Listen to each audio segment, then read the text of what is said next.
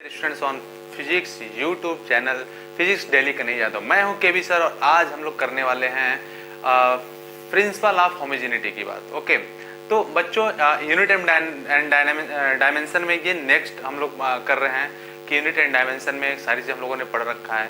अब हम लोग बात करने वाले हैं कि प्रिंसिपल ऑफ होमोजेनिटी क्या होता है। तो बातें करते हैं बच्चों प्रिंसिपल ऑफ होमोजेनिटी की। प्रिंसिपल ऑफ होमोजेनिटी की बात करेंगे बच्चों, होमोजेनिटी की बात करेंगे। प्रिंसिपल ऑफ होमोजेनिटी क्या कहता है जरा समझिए। कहता है बच्चों ये कि डायमेंशन ऑफ एवरी टर्म्स, लिख भी लेते हैं बच्चों, dimension of every terms, dimension of every terms, okay, dimension of every terms और किसका बच्चों, occurring on both side, dimension of every terms occurring on both side, occurring on both side। Okay, समझो बच्चों जरा क्या कह रहा है। प्रिंसिपल ऑफ होमोजेनिटी क्या कहता है, कहता है कि dimension of every terms occurring on both sides of a correct physical relation, of a correct physical relation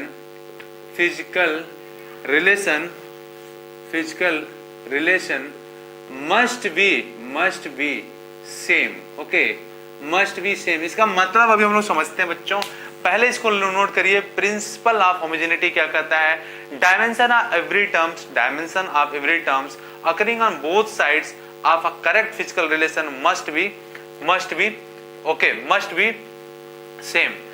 तो अब बच्चों इसको जरा नोट करो, फिर हम लोग बताते हैं। हमने कहा कि dimension of every terms on both side क्या होना चाहिए, occurring on both side of correct physical relation must be same. इसका मतलब ये है कि बच्चों जितने भी हमारे टर्म्स हैं उन सभी का जो डायमेंशन होगा वो क्या होना चाहिए, सेम होना चाहिए। अगर उसके फिजिकल रिलेशन क्या है, सेम है तो ठीक है, और करेक्ट है तो उसके फिजिकल रिलेशन क्या है, करेक्ट है तो ऐसा होना चाहिए। जरा हम लोग देखते भी हैं बच्चों ऐसा कैसे होता है। ठीक है, ऐसा हम लोग देख भी लेते हैं कि कैसे होता है फिजिकल रिलेशन, उसके कैसे सेम हो रहे हैं। जैसे हम लोगों ने पढ़ा है पहला इक्वेशन ऑफ मोशन में क्या, v equal to u plus at है ना। तो हम लोग देखते हैं कि क्या left hand side and right hand side के ईच एंड एवरी टर्म्स का जो डायमेंशन है क्या वो सेम है। तो अगर ईच एंड एवरी टर्म्स का डायमेंशन अगर सेम होता है तो हम लोग बोलेंगे ये प्रिंसिपल ऑफ होमोजेनिटी यहाँ पे क्या होता है, प्रूफ होता है। ओके, तो चलिए जरा v की क्या होती है भाई, v का क्या होता है, v का अगर हम लोग डायमेंशन की बात करें तो क्या होता है, l t इनवर्स, ये तो हो गया भाई इसका। अगर मैं इसकी बात करूं u की, तो u की क्या है भाई, l t इनवर्स, ये भी हो गया। प्लस क्या बच्चों, प्लस a का क्या होता है बच्चों, l का l t पे पावर -2। देखो बच्चों क्या है, एक्सेलरेशन का क्या होता है, acceleration equal to rate of change of velocity by rate of change of velocity, यही तो होता है। और इसको हम लोग लिखते हैं क्या, इसका हो जाता है वेलोसिटी का एल टी इनवर्स मीटर पर सेकेंड, और नीचे टी है, और ये टी जब ऊपर जाएगा तो कितना हो जाएगा बच्चों, एल टी -1 क्या हो जाएगा, -2, एल टी पे पावर -2। तो एक्सेलरेशन में कितना हो गया, एल टी पे पावर -2 एंड टी अलग से है। ओके, तो उसका डायमेंशन मैं रख लूं बच्चों। इसको मैं क्या लिखूंगा फिर से देख लेते हैं, L T inverse equal to क्या है बच्चों, एल टी इनवर्स प्लस क्या है बच्चों, यहाँ पे देखो मैं क्या लिख सकता हूँ, एल टी, और ये -2 + 1 तो कितना आ गया, -1। तो देखो बच्चों जो मैं बात बोल रहा था वो एकदम सही हो रहा है according to principle of homogeneity. मैंने कहा था कि dimension of every terms occurring on the both side should be same, अगर उनके रिलेशन जो है वो फिजिकल रिलेशन जो है according to the physics law correct हो। तो देखो बच्चों क्या है, v equal to u plus at, हम लोग जानते हैं क्या इक्वेशन ऑफ मोशन है, इक्वेशन ऑफ मोशन है। तो यहाँ पे जितने भी टर्म्स हैं सभी टर्म्स के जो डायमेंशन है वो क्या होना चाहिए, सेम होने चाहिए। तो ये v के लिए हम लोगों ने डायमेंशन निकाला, ये u के लिए हम लोगों ने निकाला, और ये हमारा at के लिए। तो देखो सबके dimension, each and every terms के डायमेंशन जो है वो बच्चों क्या है, वो सेम है ना। तो मैं बोल सकता हूँ ये प्रिंसिपल ऑफ होमोजेनिटी को फॉलो कर रहा है। ओके, अब दूसरा मैं बात करूं बच्चों, दूसरा मैं बोलूं v² equal to u² plus 2 AS। Okay, ये हमारा इक्वेशन ऑफ मोशन है ना। तो इसमें हम लोग क्या कर सकते हैं, बोलो इसमें हम लोग क्या बोल सकते हैं बच्चों, इसमें हम लोग क्या बोल सकते हैं, तो इसमें हम लोग बोल सकते हैं बच्चों कि ये हमारा LT इनवर्स होता है और इसका दे रखा है स्क्वायर। इसका भी अगर हम लोग बात करें इस टर्म का U स्क्वायर का, तो इसका होगा LT इनवर्स और इसका स्क्वायर प्लस बच्चों ये 2 हमारा कांस्टेंट टर्म है, LT पे पावर -2 ये A के लिए होता है। अभी हम लोगों ने देखा बच्चों, एंड S डिस्प्लेसमेंट वो किससे हम लोग दिखाएंगे, उसको दिखाएंगे हम लोग L से। ओके चलो, तो अब देखो वैल्यू क्या आती है बच्चों। अब मैं इधर आगे कर लेता हूं, जरा मैं देखता हूं क्या आता है। स्क्वायर है तो L स्क्वायर T पे पावर -2, ओके यही तो आएगा। एंड यहाँ पे देखो ये स्क्वायर करेंगे बच्चों तो क्या आएगा, L स्क्वायर T पे पावर -2 प्लस बच्चों कितना आएगा, 2 है एंड 2, और यहाँ पे कितना है बच्चों, ये L स्क्वायर हो गया तो ये आ गया L स्क्वायर T पे पावर -2। तो आप देखो यहाँ पे भी ये अगर करेक्ट रिलेशन है, यहाँ पे करेक्ट फिजिकल रिलेशन है, तो मैं देख रहा हूँ बच्चों ये रिलेशन जो है वो करेक्ट है, तो मैं कह सकता हूँ करेक्ट फिजिकल रिलेशन है।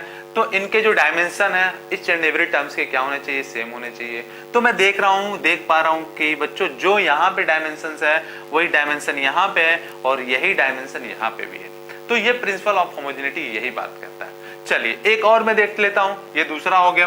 तीसरा बच्चों, हालांकि ये तो तीसरा होता है लेकिन मैं दूसरा भी देख लेता हूं। दूसरा हम लोग क्या बोलते हैं बच्चों, H = UT plus half AT square, यही तो हम लोग बोलते हैं। H का क्या होता है बच्चों, H का होता है L। ओके, H का यूनिट डायमेंशन हम लोग लिखें तो क्या होगा, L होगा। यहाँ पे देखो बच्चों U और T है तो U का क्या होता है बच्चों, LT इनवर्स होगा। एंड बच्चों क्या किससे मल्टीप्लाई कर दें, T से, ठीक है, प्लस हाफ का तो वो भाई कांस्टेंट टर्म है। एंड A का क्या होता है बच्चों, LT पे पावर -2 एंड T स्क्वायर है तो इसका हो जाएगा T स्क्वायर डायमेंशन। ओके, अब यहाँ पे आप देख पा रहे हो बच्चों, यहाँ पे T पे पावर -1 है, यहाँ पे 1 है, वो तो खत्म हो जाएगा। तो मैं ऐसा लिख सकता हूँ क्या कि इसको मैं लिख सकता हूँ, ये यहाँ पे आ गया बच्चों L, और यहाँ पे भी क्या बचा इस टर्म में L बचा T इनवर्स और 1 -1 + 1 0 हो गया, प्लस हाफ, और यहाँ पे देखो बच्चों T पे पावर -2 है, T पे पावर +2 है, तो ये कैंसिल आउट हो गया, बचा कितना L, तो ये बचा L। तो आप देख रहे हो कि अगर करेक्ट फिजिकल रिलेशंस हैं तो ईच एंड एवरी टर्म का जो डायमेंशन होगा वो सेम होगा, और यही हमारी प्रिंसिपल ऑफ होमोजेनिटी कहती है। तो L यहाँ पे भी है, L यहाँ पे भी है और L यहाँ पे भी है, तो ये प्रिंसिपल ऑफ होमोजेनिटी से जो बातें कह रही थी वो पूरी तरीके से सही हो रहा। प्रिंसिपल ऑफ होमोजेनिटी ने क्या कहा कि अगर फिजिकल रिलेशन उसके करेक्ट हैं तो ईच एंड एवरी टर्म्स का जो डायमेंशन होगा वो क्या होना चाहिए, सेम होना चाहिए। तो देखो बच्चों आ रहा है, ठीक है। तो ये इतनी बातें थी प्रिंसिपल ऑफ होमोजेनिटी के बारे में, है ना। तो ये बातें अभी आपको नोट कर लेनी है एंड इस पे हम लोग करने वाले हैं एक बेहतरीन सा क्वेश्चन बच्चों, तो नोट करिए, फिर हम लोग आगे एक क्वेश्चन करते हैं, ठीक है। तो इसको नोट करो बच्चों, और फिर हम लोग एक बेहतरीन सा अवसम सा क्वेश्चन करेंगे इसको करने के बाद। ओके, अगर नोट हो गया हो बच्चों तो मैं इसको हटा दूं, अगर नोट हो गया हो बच्चों तो मैं इसको हटा देता हूं, but first of all you have to note it down this all question theory and principles. Okay, principle of homogeneity. Okay, तो अगर नोट हो गया हो बच्चों तो हम लोग एक क्वेश्चन करेंगे, एक छोटा सा क्वेश्चन करेंगे, है ना। चलो नोट हो गया हो तो आगे हम लोग एक अच्छा सा क्वेश्चन कर लेंगे। चलिए मैं इसको अभी हटा देता हूं बच्चों, नोट कर लो। और बच्चों फर्स्ट टाइम इस चैनल पे आ रहे हो तो प्लीज लाइक करना और शेयर करना और सब्सक्राइब करना मत भूलना। ओके बच्चों, चलो नोट कर लो, है ना। तो मैं इसको अभी हटा देता हूं, मैं इसको हटा देता हूं बच्चों, है ना। और कोई भी फिजिकल रिलेशन अगर करेक्ट है तो उसका ईच एंड एवरी पार्ट का जो डायमेंशन होगा वो बच्चों क्या होगा, वो सेम होगा, ठीक है। चलो और भी चीजों में हम लोग देख लेते हैं, और भी चीजों में हम लोग देख लेते हैं बच्चों, हमें कोई दिक्कत नहीं है, और भी चीजों को हम लोग देख लेते हैं। जैसे देखो बच्चों F = M × A होता है, ये करेक्ट रिलेशन है। ओके, तो यहाँ पे भी तुम देखोगे कि बच्चों सबका जो है डायमेंशन सेम होगा।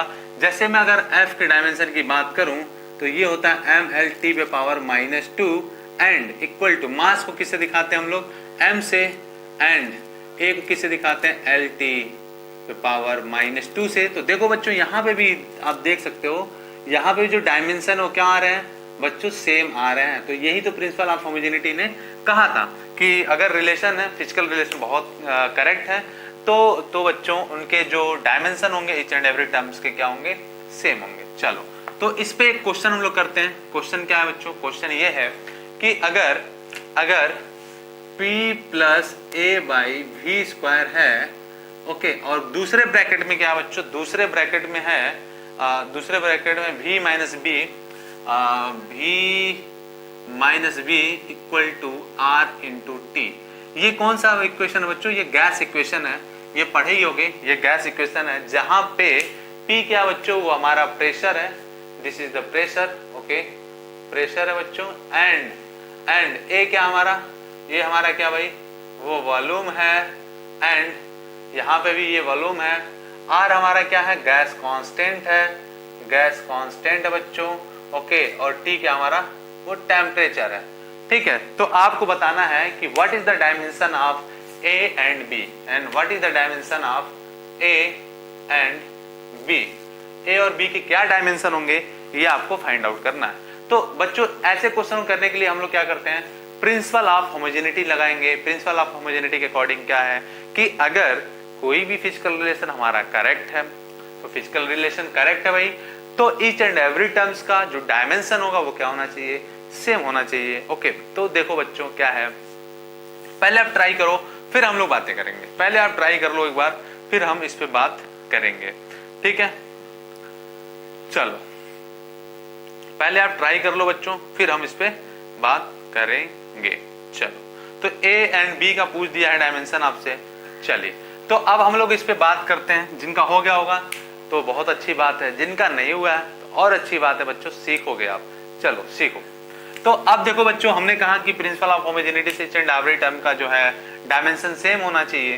तो मैं क्या बोल सकता हूँ, मैं बोल सकता हूँ इसका जो डायमेंशन है वही डायमेंशन इसका भी होगा, जो इसका डायमेंशन है वही डायमेंशन इसका भी होगा। ईच एंड एवरी टर्म का डायमेंशन क्या होना चाहिए, सेम होना चाहिए। ओके, तो देखो v इक्वल टू, पहले वाले के लिए अगर हम बात करें तो मैं इधर कर लेता हूँ फर्स्ट वाले के लिए, तो v माइनस बी वाले की अगर हम बात करें तो v इक्वल टू बी होगा ईच एंड एवरी टर्म्स का, और b का अपने को निकालना है डायमेंशन, और v क्या पे वॉल्यूम है, और वॉल्यूम का क्या होता है बच्चों, वॉल्यूम को हम लोग, वॉल्यूम का यूनिट क्या होता है, वो होता है मीटर क्यूब, और इसके डायमेंशन कितना हो जाएगा बच्चों, एल क्यूब। ठीक है, तो b की वैल्यू क्या हो जाएगी, b का डायमेंशन कितना हो गया बच्चों, b का जो डायमेंशन है वो आ गया एल क्यूब। तो ये पहला आ गया। हमने कहा ईच एंड एवरी टर्म का डायमेंशन क्या होना चाहिए, सेम होना चाहिए। अगर फिजिकल रिलेशन करेक्ट है तो v इक्वल टू बी लिख दूंगा मैं, और b इक्वल टू कितना हो जाएगा, एल क्यूब। ठीक है, क्योंकि ईच एंड एवरी टर्म का क्या होना चाहिए, डायमेंशन सेम होगा, तो जो b का होगा वही b का होगा। ओके, चलो, तो ये तो अपने को मिल गया b का डायमेंशन। अब हम लोग बात करेंगे इसमें a का। तो इसमें देखो एक टर्म ये है, दूसरा टर्म a है, तो मैं बोल सकता हूँ क्या कि p इक्वल टू होगा, मैं बोल सकता हूँ p इक्वल टू होगा a बाई वी स्क्वायर। ठीक है, ईच एंड एवरी टर्म का डायमेंशन क्या होगा, सेम होना चाहिए। या फिर मैं यहाँ से क्या बोल सकता हूँ, यहाँ से बोल सकता हूँ p into V square, p into V square. V क्या बच्चों यहाँ पे, ये वॉल्यूम है ना, p इंटू वी स्क्वायर ये होगा। अब देखो बच्चों, प्रेशर का हम लोग निकालने जरा डायमेंशन। प्रेशर इक्वल टू क्या होता है भाई, प्रेशर इक्वल टू क्या होता है, force upon area. Okay, area, force का क्या होता है भाई डायमेंशन, mlt पे पावर -2, एंड एरिया का क्या होता है, एल स्क्वायर। यही तो होता है। ऊपर ले जाओ तो बच्चों क्या बचेगा, ये ml, और l पे पावर कितना, ये 1 है, ये ऊपर जाएगा -2 तो बचेगा -1, एंड t पे पावर -2। तो ये आपका हो गया प्रेशर का, है ना। तो और यहाँ पे रख दें तो क्या हो जाएगा प्रेशर का यूनिट, ml पे पावर -1, t पे पावर -2। ओके, ये प्रेशर का आ गया। एंड v क्या है, वॉल्यूम है, और वॉल्यूम का कितना होता है बच्चों, एल क्यू होता है। अभी हम लोगों ने देखा था एल क्यू होता है, और इसका ये स्क्वायर है। तो मैं क्या लिख पाऊंगा बच्चों, मैं लिख पाऊंगा ml पे पावर -1, t पे पावर -2, एंड क्या बच्चों, और यहाँ पे l पे पावर कितना 6, यही तो हो जाएगा। और यहाँ पे +6 है, यहाँ पे -1 है, तो बच्चों क्या आ जाएगा m l पे पावर 5 एंड t पे पावर -2। तो ये आपका डायमेंशन आ गया किसका, a का। ये a का डायमेंशन आ गया बच्चों, ये a का डायमेंशन आ गया एंड ये जो है b का डायमेंशन आ गया। तो ये हम लोग किससे निकाल पाए, ये प्रिंसिपल ऑफ होमोजेनिटी के हेल्प से हम लोग निकाल पाए। क्यों, क्योंकि प्रिंसिपल ऑफ होमोजेनिटी ने ये कहा था कि अगर करेक्ट रिलेशन है, करेक्ट फिजिकल रिलेशन है, तो उनके ईच एंड एवरी टर्म्स का जो डायमेंशन होगा वो सेम होगा। तो करेक्ट फिजिकल रिलेशन ये अपने को मिला था, तो ईच एंड एवरी टर्म का क्या होना चाहिए, डायमेंशन सेम होना चाहिए। तो p = a/v² से हमें a की निकल गई, एंड v - b है तो इसका जो होगा वही इसका होगा, तो v = b से हम लोग b का निकाल लिया। ठीक है बच्चों, इसको नोट करिए, आगे बढ़ते हैं। इसको नोट करो बच्चों और फिर हम लोग आगे बढ़ते हैं, और होप दैट ये चीज आपको समझ में आई होंगी, है ना। चलो, अगर ये हो गया हो बच्चों तो हम लोग आगे बढ़ेंगे। चलिए, चलो बच्चों, तो ये हो गया, है ना, ये हो गया। अब हम लोग थोड़ा आगे बढ़ते हैं। मैं अभी इसको हटा देता हूं और फिर हम लोग एक क्वेश्चन करते हैं, है ना। चलो, मैं इसको अभी हटा देता हूं और एक क्वेश्चन और हम लोग करते हैं बच्चों इसी पे। तो चलिए, क्वेश्चन ये है बच्चों, क्वेश्चन ये है कि अगर s = है alpha plus beta T plus gamma T square plus sigma T cube. Okay, तो आपको क्या करना बच्चों, आपको बताना है कि what is the dimension of alpha, what is dimension of beta and what is dimension of gamma and what is dimension of sigma. ये चारों का आपको बताना है क्या डायमेंशन क्या है। अगर s यहाँ पे क्या है, डिस्प्लेसमेंट है, तो डिस्प्लेसमेंट है तो ओके, तो ये बातें आपको बताना है। अब देखो बच्चों, अब यहाँ पे आप प्रिंसिपल ऑफ होमोजेनिटी लगा सकते हो बड़े मजे से। क्या कहता है भाई प्रिंसिपल ऑफ होमोजेनिटी, अगर ये करेक्ट रिलेशन है तो क्या होंगे, अच्छा ये मैं कहता हूँ ये करेक्ट रिलेशन है भाई, ये है हमारा करेक्ट फिजिकल रिलेशन दे रखा है, ये करेक्ट फिजिकल रिलेशन है। तो आप बताना है आपको alpha beta gamma and sigma की वैल्यू। ओके, तो बच्चों देखो क्या है, ये डिस्प्लेसमेंट को हम लोग किससे मेजर करेंगे, डिस्प्लेसमेंट का यूनिट क्या होगा बच्चों, इसकी यूनिट होगी L। ओके, तो ये अगर L है तो मैं क्या लिख सकता हूं, मैं लिख सकता हूं कि ये S जो है वो किसके इक्वल होगा, अल्फा के। तो अल्फा की यूनिट कितनी आ गई भाई, ये, और फिर S किसके इक्वल होगा, बीटा टी के। फिर S किसके इक्वल होगा, गामा टी स्क्वायर के। और फिर S किसके इक्वल होगा, सिग्मा टी क्यू के।